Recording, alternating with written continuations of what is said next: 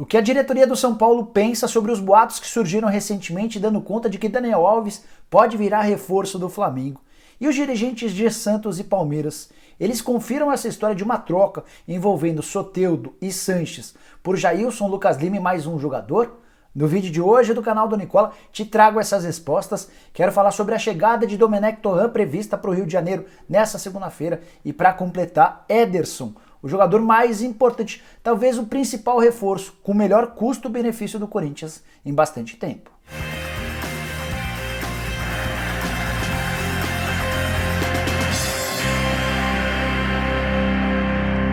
E aí pessoal, sou o Jorge Nicola, bem-vindos a mais um vídeo do canal. E antes de passar todas as informações que eu havia prometido agora há pouco, quero dizer que esse vídeo é um oferecimento de OneFootball, que está de cara nova, mas segue sendo o seu principal aliado quando o assunto é se manter bem informado a respeito das coisas do futebol. Por lá, num aplicativo que não custa absolutamente nada e serve para qualquer celular, você fica por dentro de jogos, gols, vídeos, informações de bastidor, de mercado e muito mais. Quando você baixar o OneFootball, pegando o link na descrição desse vídeo, indique o time que você torce e a partir daí todas as notificações e notícias importantes que acontecerem ligadas ao seu time vão aparecer na tela do seu celular. Beleza? Tenho certeza que você vai curtir bastante. Aproveite essa dica. Bora começar o vídeo falando sobre o primeiro dia de Domenech Torrent, novo treinador do Flamengo em terras brasileiras. Ele embarcou no final da noite desse domingo em Madrid e desembarca no Rio nas primeiras horas dessa segunda-feira. Tem coletiva marcada para 12h30 e à tarde dará seu primeiro treino. Sim, ele vai chegar e nem vai buscar um lugar para morar, já vai direto para o campo para dar treinamento, até porque o Flamengo estreia no Campeonato Brasileiro no domingo contra o Atlético Mineiro e a ideia é tentar recuperar o tempo perdido. Técnico espanhol super motivado para trabalhar no Flamengo, assinou contrato de 1 ano e meio, ou seja, até o fim da próxima temporada. Até o fim da temporada de 2021, ele e seus membros da comissão técnica, são mais 3, vão custar ao Flamengo R$1.100.000 por mês, bem menos do que os 2 milhões que custavam o técnico Jorge Jesus. Queria te contar que o Domenech vai conseguir dar treino já nessa segunda-feira porque ninguém da sua família ou próximo a ele teve contato com o coronavírus recentemente. Diante de um caso assim, haveria necessidade de que ele ficasse pelo menos 14 dias em quarentena. Como está tudo liberado, o Flamengo já se antecipou, já comprovou isso para as autoridades sanitárias no Brasil e assim que desembarcar ele faz essa coletiva e já começa a comandar os treinos. A ideia é tentar se aproximar o mais rápido possível do elenco para conhecer o grupo, para conhecer como é que vai funcionar esse novo Flamengo. Cheguei a revelar com exclusividade para vocês na última sexta-feira que o Torrent já havia indicado reforço e que o Flamengo já negociava com o City Football Group, aquela empresa que é dona de 9 clubes espalhados pelo mundo. Sigo sem descobrir o nome do jogador interessado, do jogador pedido pelo Domenech Torrent, mas o Globoesporte.com publicou durante o fim de semana que o técnico espanhol já pediu um volante, um segundo volante com capacidade de sair jogando para eventualmente substituir o Gerson, além de um ponta-direita que chegaria para a condição de reserva do Everton Ribeiro. Antes de te falar sobre o ótimo investimento que o Corinthians fez ao contratar o Ederson, ex-Cruzeiro, queria dar uma atualizada sobre como é que vai ficar a primeira rodada para Corinthians e Palmeiras no Campeonato Brasileiro, levando em consideração que eles decidem o Campeonato Paulista na quarta e no sábado. O primeiro jogo de estreia deles no Campeonato Brasileiro estava marcado para domingo. O Palmeiras enfrentaria o Vasco, enquanto o Corinthians receberia o Atlético Goianiense. A CBF já emitiu um comunicado na noite desse domingo, informando que a primeira partida dos dois no Campeonato Brasileiro será adiada, possivelmente com definição já nessa segunda-feira em relação à nova data. O restante da tabela está todo definido e mantido.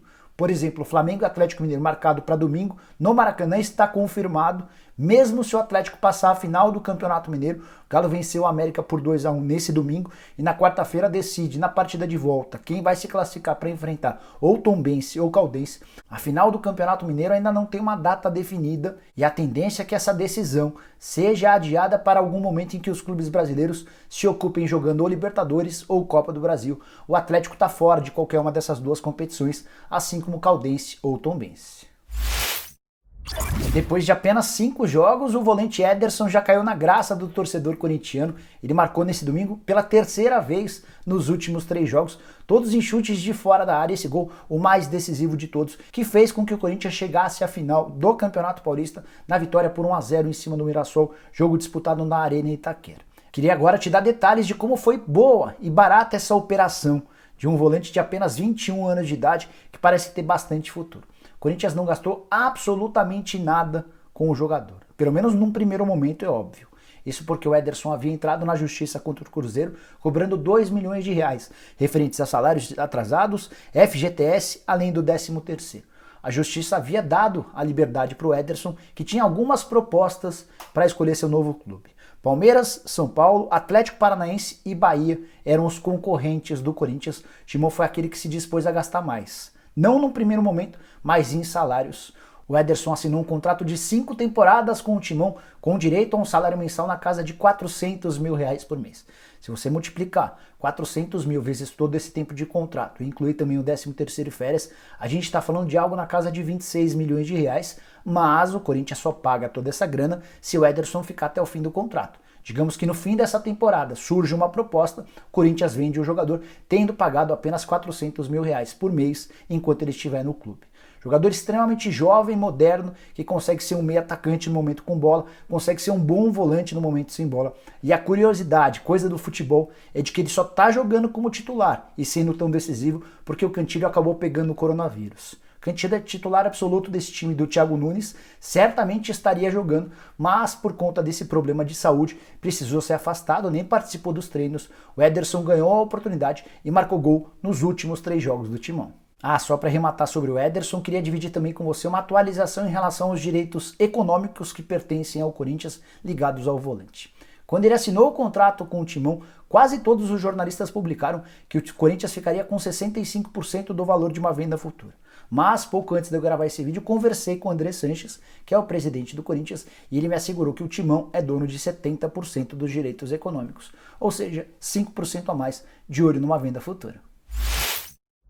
Agora começar a te ajudar a entender agora algumas notícias divulgadas durante o fim de semana que repercutiram bastante. Primeiro quero começar falando sobre Daniel Alves e a possibilidade dele se tornar jogador do Flamengo. Notícia divulgada pelo José Eduardo Savoia, que é meu amigo e trabalha nos canais Fox. Como é que se deu essa notícia? O Savoia teve contato com um conselheiro que fez parte de um evento realizado dentro do Clube Social do São Paulo no sábado, entre sócios e conselheiros que apoiam a candidatura do Júlio Casares. E o Savoia ouviu de uma pessoa que o Daniel Alves estava sendo especulado para virar reforço do Flamengo. Conversei com o Júlio Casares e também com dirigentes do São Paulo para entender direitinho essa história.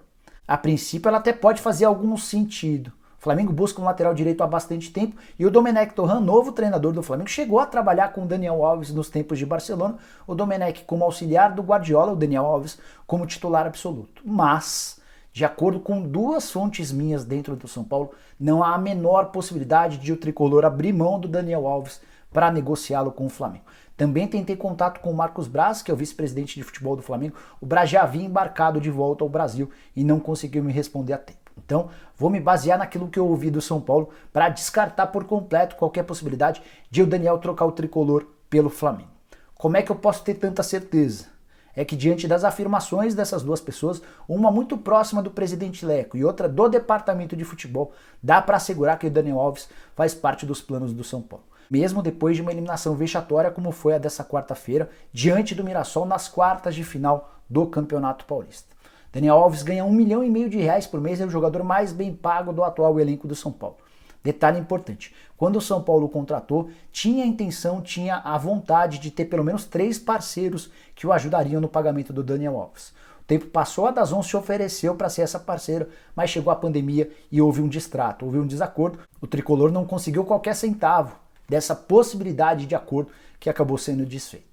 Então é o São Paulo quem tem bancado R$1,5 milhão do Daniel Alves por mês, salário que seria extremamente pesado até para o Flamengo, que já tem um lateral direito titular absoluto, o Rafinha, e tem vivido com dificuldades financeiras. Cheguei a gravar durante o final de semana detalhes sobre os R$26 milhões de prejuízo que o Flamengo registrou nos 6 primeiros meses desse ano.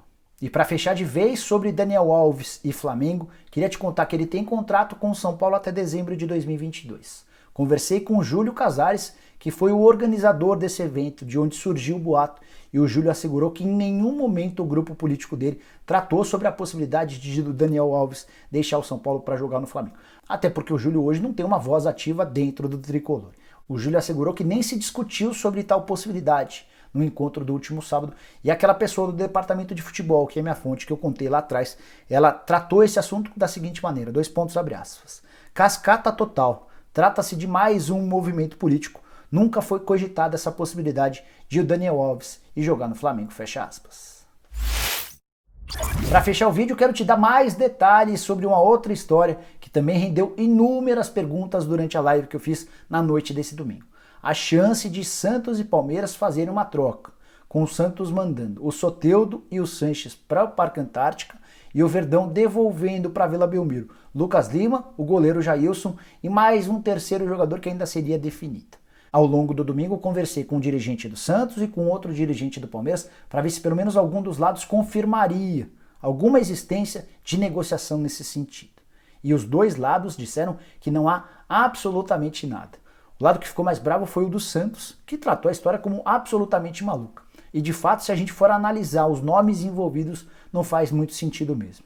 Primeiro porque o Soteldo, que seria entregue, que seria cedido ao Palmeiras, é avaliado pelo Santos por algo na casa de 15 milhões de euros. Sim, o Santos entende que ele vale 92 milhões de reais. Cedê-lo numa troca que devolveria ao Santos Lucas Lima e Jailson não faz sentido algum.